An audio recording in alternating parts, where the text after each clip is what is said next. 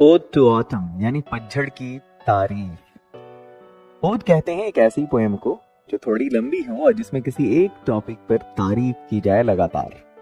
लिखा है John Keats ने, एक बड़े रोमांटिक पोएट थे। रोमांटिक पोएट का ये मतलब नहीं कि रोमांस की बात करते थे, रोमांटिक एक स्कूल है रोमांटिसिज्म।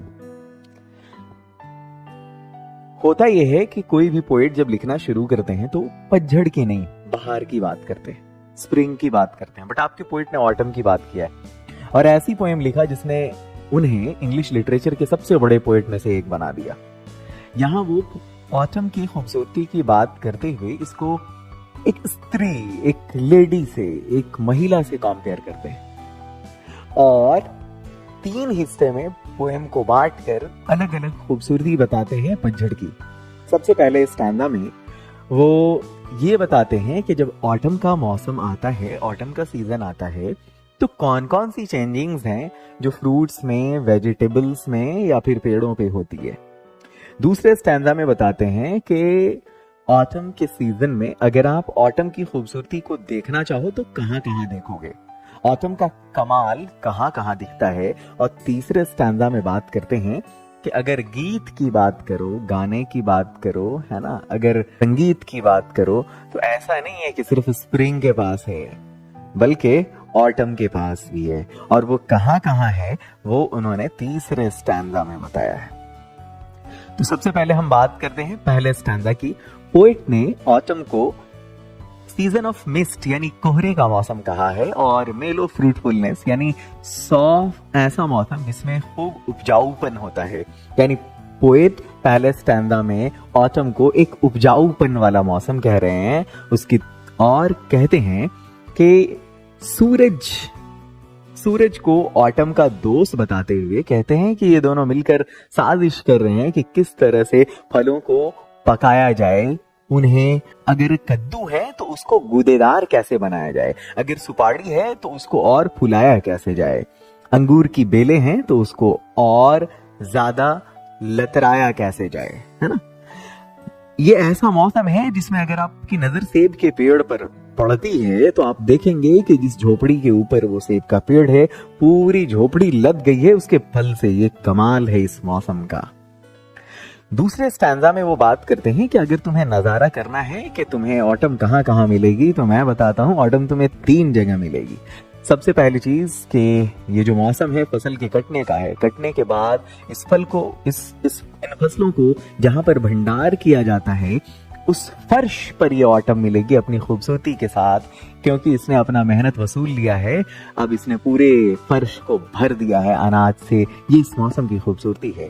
अगर तुम्हें देखना है कि ऑटम कहाँ है तो दूसरी जगह मिलेगी तुम्हें ये फरों में। फरों कहते हैं जब आप आलू की खेती करेंगे तो बीच में एक चीर होती है ना, वहां लेटी हुई है और देख रही है कि उसके फसल आधे कट गए हैं, अब वो रेस्ट कर रही है थोड़ी वहां पे। अगर और देखना चाहते हो तो तीसरी जगह है, इसी सेब से शराब बनती है और ये सेब इसी मौसम में वो तोड़ा जाता है, ज्यादा उपजता है। तो ये बैठी हुई है मदिरालय में जाकर जहां शराब बनती है और उस सेब को निचोड़कर जहां पर शराब बन रही है उससे गिरते हुए एक एक बूंद को, एक एक कतरे को देखती है। यहां मिलेगा आपको ऑटम। अगर आपको ऑटम देखना है, दूसरे स्टैंजा में ये बातें हो गई। अब तीसरे स्टैंजा की बात करते हैं। पोएट कहता है ऑटम को उदास मत होना। एक्चुअली ऑटम थोड़ी उदास हो गई है, तो पोएट कहता है ऑटम से कि उदास मत हो इस बात पर कि स्प्रिंग की अपनी खूबसूरती है। अरे नहीं मेरी जान, स्प्रिंग की नहीं, तुम्हारी भी अपनी अलग खूबसूरती है। तुम स्प्रिंग को छोड़ो, अपनी खूबसूरती को देखो, और अगर तुम्हें नहीं दिखता तो मैं दिखाता हूं। देखो तुम्हारे मौसम में जो खूबसूरती है तुम्हारी, जब सूरज डूब रहा होता है तो उस टाइम में बादलों से मध्यम छनती छनती जो रोशनी आती है उस खेत में, जो अभी अभी फसल कटने के बाद जिसकी ठूठी बची हुई रहती है खेत में, वो जो रोजी ह्यू दिखता है, लालिमा रंग जो उस समय होती है, बड़ा मन को बड़ा मोहती है। तुम्हारे मौसम में नैट्स तितैये गा रहे होते हैं। तुम्हारे मौसम में वो जो सैलो नाम की चिड़िया है झुंड बनाकर आसमान में उड़ रही होती है। अगर तुम बात करोगे अपने मौसम की खूबसूरती की, अपने गीतों की, तो देखो पहाड़ी, सामने पहाड़ी पर जवान हुए मेमने तुम्हारे ही मौसम में खूब मिमियाते हैं। झिंगुर भी तुम्हारे ही मौसम में खूब गाता है। और रेड ब्रेस्ट, जिसकी छाती लाल है, यानी वो रॉबिन चिड़िया जो इंग्लैंड की नेशनल बर्ड भी है, किसी कोने से गाते हुए आ रही होती है। और वो जो स्वैलो नाम की चिड़िया है, आकाश में चहचहाते हुए झुंड के साथ उड़ रही होती है। ये सब मौसम, ये सब तुम्हारे मौसम की खूबसूरती है। ये सब कमाल है तुम्हारा, जिसे देखने के लिए लोगों के पास आंखें नहीं है।